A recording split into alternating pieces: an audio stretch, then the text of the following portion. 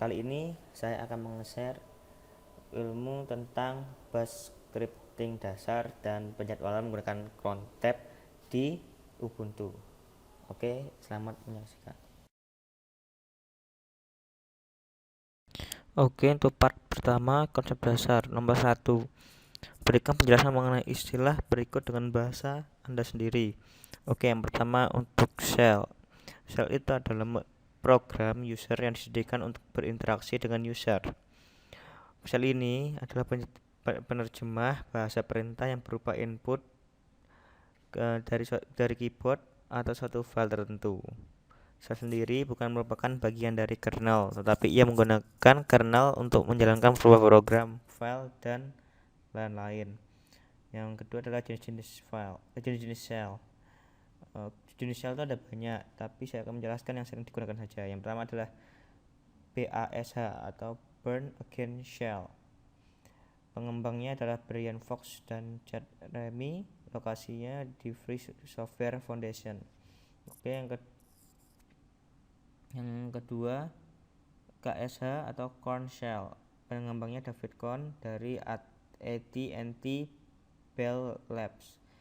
Yang ketiga CSH atau C Shell. Pengembangnya Bill Joy di University of California untuk BSD Linux. Yang keempat adalah TSCH atau Anonymous, pengembangnya Bill Joy juga, lokasi di Berkeley, Unix. Oke, untuk yang C, bash ini adalah salah satu jenis shell programming yang umum digunakan pada sistem operasi Linux. Oke, yang ke D, cron tab, konsep, manfaat dan cara kerjanya. Oke, cron tab ini adalah sistem penjadwalan pada OS Linux. Fungsinya hampir sama dengan schedule task yang ada pada Windows. Caranya kita memerlukan penyetingan waktu dan program atau file yang akan dijalankan pada waktu tertentu. Crontab juga mendukung bash file. Manfaat dari crontab ini sangat banyak manfaatnya. Di antaranya kita dapat melakukan penjadwalan untuk mematikan komputer, membuka sebuah program, mereset komputer, dan masih banyak lagi. Manfaatnya tergantung kebutuhan pengguna. Oke, yang ke E, history. History merupakan adaptasi dari C-shell atau CSH, yaitu pencatatan dari semua instruksi yang telah dilakukan. History dapat dipilih kembali dan perintah yang dipilih dapat dijalankan kembali. Oke, untuk nomor kedua, arti istilah yang A dan B. Untuk yang ke A, feature title. Nah, ini tanda ini direferensi dari CSH atau C-shell, digunakan untuk mempermudah mereferensi file dan direktori pada home directory. CAT merupakan perintah untuk melihat sebuah isi file, sedangkan file yang dibuka adalah .bash_profile. Oke, untuk yang B, perintah output tanda kutip atau ini simbol $, disebut sebagai perintah pengganti pada perintah pengganti. Perintah pada backwire dieksekusi dan output perintah diberikan pada baris perintah. Tanda petik 1 membatasi semua ekspansi. Tanda petik 2 membatasi semua ekspansi kecuali ini tanda $, ekspansi variable. Strip mengganti perintah. Tanda miring ekspansi satu karakter. Tanda seru pengganti history.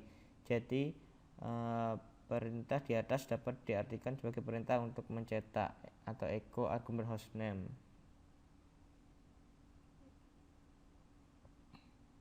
Terus nomor 3,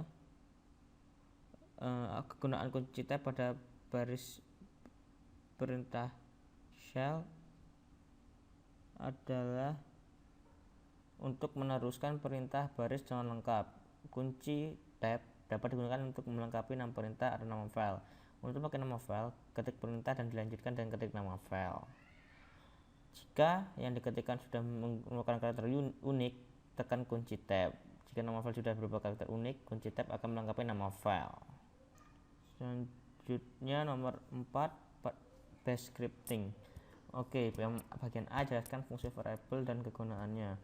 Jadi variabel itu adalah mengidentify berupa satuan dasar penyimpanan yang isi atau nilainya sewaktu-waktu dapat berubah baik oleh eksekusi program maupun proses lain yang dilakukan oleh sistem operasi.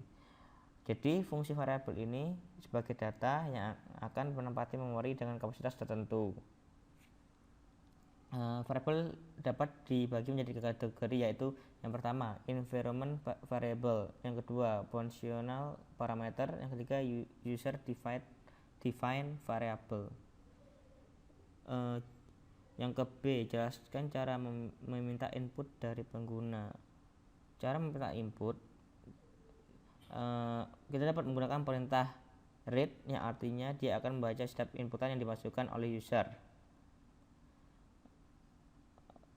Oke, selanjutnya adalah jelaskan fungsi-fungsi logika yang dapat digunakan AND, OR, DSB.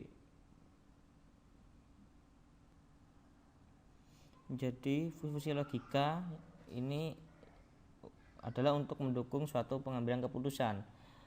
Operator logika yang sering dipakai itu adalah yang pertama min O, atau yang artinya itu adalah benar jika salah satu statement bernilai benar, atau OR.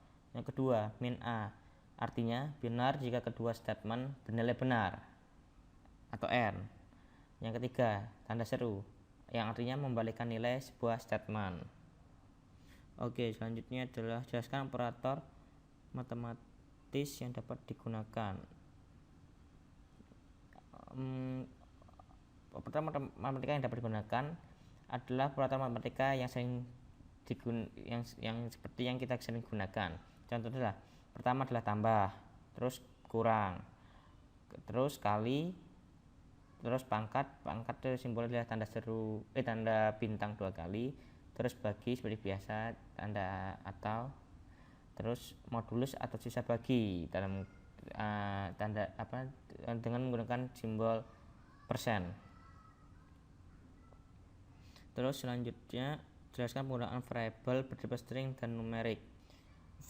Variabel bertipe string digunakan untuk deklarasi variabel yang berupa karakter huruf, sedangkan yang numerik digunakan untuk menampung variabel yang berisi karakter angka. Oke, kita saja. Selanjutnya yang F, jelaskan penggunaan perulangan dan percabangan. Yang pertama, if berfungsi untuk melakukan seleksi berdasarkan suatu kondisi tertentu. Yang kedua, case, sama seperti if. Case digunakan untuk membuat kondisi majemuk. Jika dibandingkan dengan if, case lebih efisien jika kondisi yang akan digunakan sangat banyak. Terus untuk perulangan, pertama untuk for, melakukan perulangan sampai dengan kondisi tertentu. Yang kedua, while, selama kondisi bernilai benar, atau zero, perintah dalam blok while akan diulang terus menerus. Selanjutnya until, sama halnya seperti pada while, hanya saja until akan terus diulang selama kondisi salah. Yang terakhir adalah select berguna untuk pembuatan layout berbentuk menu pilihan.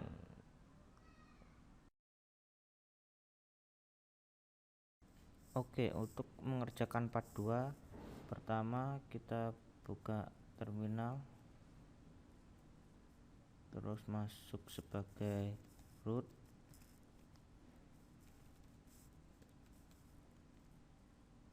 terus kita buat script. Misalnya kita terus ini adalah part 2.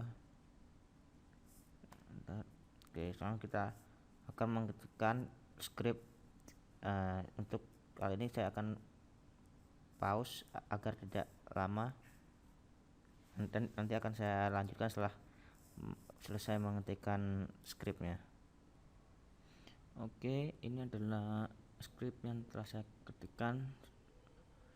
Ini yang pertama, script untuk yang ini untuk memasukkan NRP, terus memasukkan nama, terus ini untuk mengeluarkan outputkan hasilnya, terus ini adalah script-scriptnya untuk pilihan-pilihan.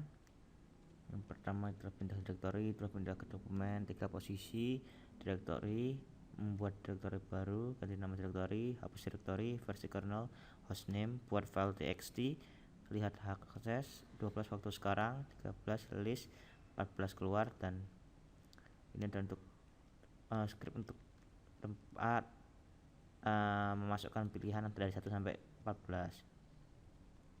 Dan ini adalah perintah-perintahnya. Jika masukkan 1 itu apa yang keluar, 2 itu apa yang keluar, apa yang akan dilakukan, 3 apa yang dilakukan, dan selanjutnya hingga exit. Oke, setelah mengetikkan script ini, kita save, kita exit, tapi daripada Ctrl X, terus jika ke save langsung di save, di enter.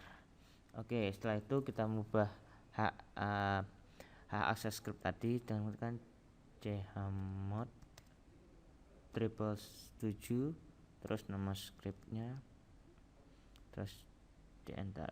Terus setelah itu untuk melihat script masuk daftar list, apakah masuk daftar list, ls pasti -l. Ini kita lihat di sini part 2 sudah ada di directory. Terus untuk membukanya kita ketikkan titik backslash, terus kita ketikkan nama scriptnya. Oh, bukan backslash, maksudnya adalah atau enter. Seperti tadi kan kita memasukkan rp, contohnya rp saya, terus di enter, masukkan nama Ilham Karisma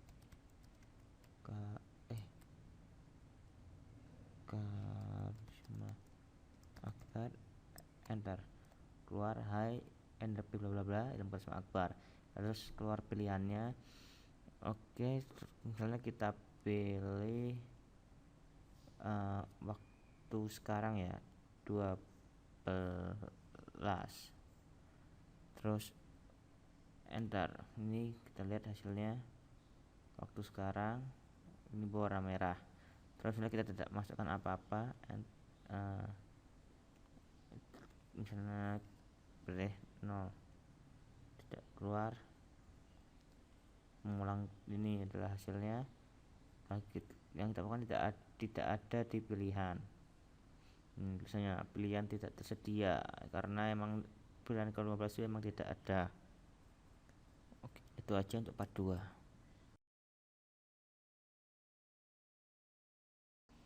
Oke, untuk part 3 yang pertama kita membuat bash script.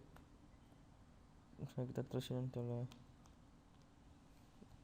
selamat ulang tahun,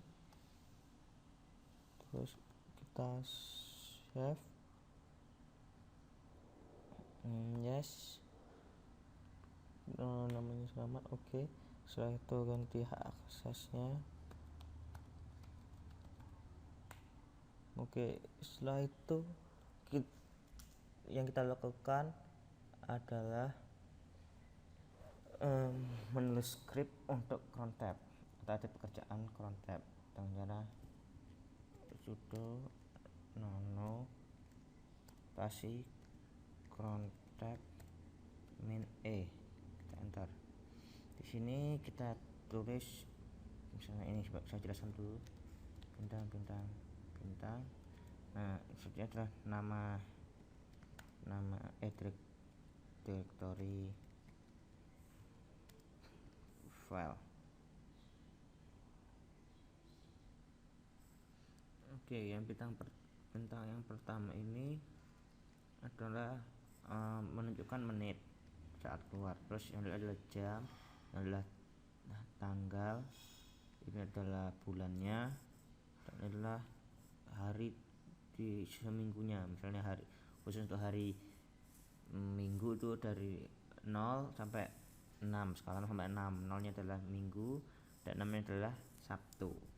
Oke, misalnya saya ingin munculnya menit 11, jam 11, tanggal 11, bulan 11 karena saya lahir di tanggal 11 bulan November, dan saya ingin anunya adalah setiap hari, jadi hari apa aja pada tanggal ini tetap keluar.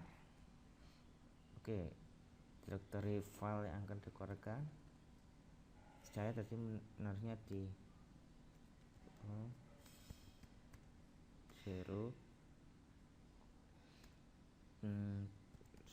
selamat, terus kita